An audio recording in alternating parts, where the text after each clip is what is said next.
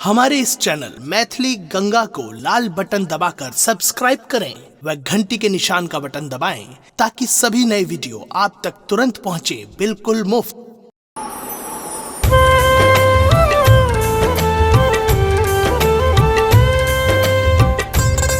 अपने सुन रही थी गंगा कैसेट की प्रस्तुति। हमरा मिथिला में चलई चलू है यो भाई। हमरा मिथिला में दही चूड़ा चीनी भेटत मुरही लाए। हमरा मिथिला में चलई चलू है यो भाई। हमरा मिथिला में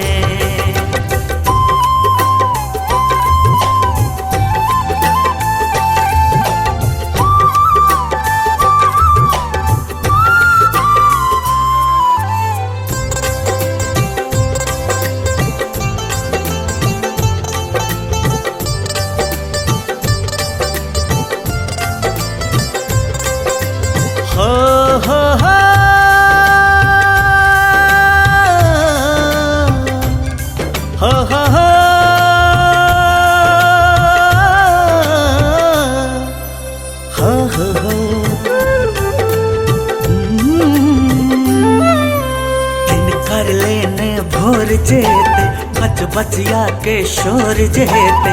आंगन खुद के बगरा रामा हो टिटही तेरी टिकासन बाजे। हारक ऊपर कौआ नाचे सुगा वेद सुनाबे रामा हो। आंगन घर बाहर कनिया घोघो तर नुकाए। हमरा मिथिला में चलई चलू हे यो भाई। हमरा मिथिला में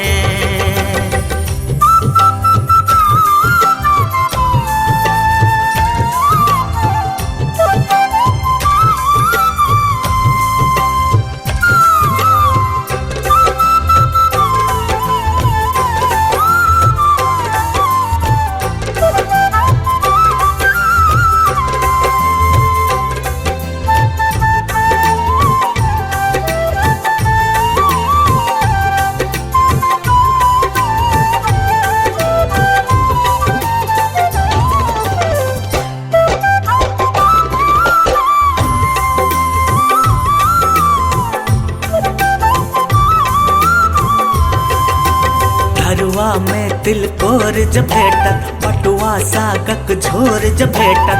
भौकार गनारी रामा हो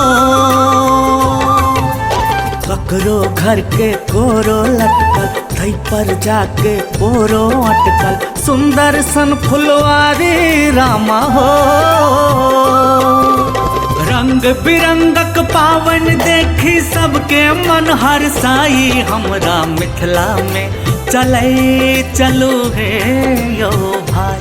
हमरा मिथिला में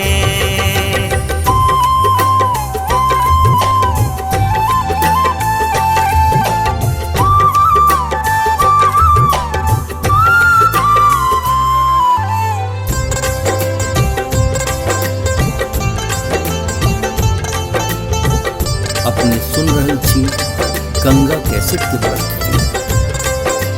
घर घर होए गोसौनिक पूजा सब हक आंगन गारल दूजा। माटिक बनल महादेव रामा हो कमला कोसी गंडक माता। वे नहीं जाने हिनकर गाथा प्रेमक धार बहैया रामा हो। सीता सन घर घर में बेटी राम सन जमाई। हमरा मिथिला में चलई चलू है यो भाई।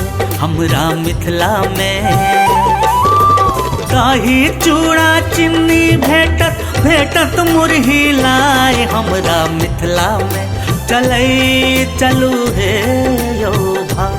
हमरा मिथिला में हमरा मिथिला में हमरा मिथिला में।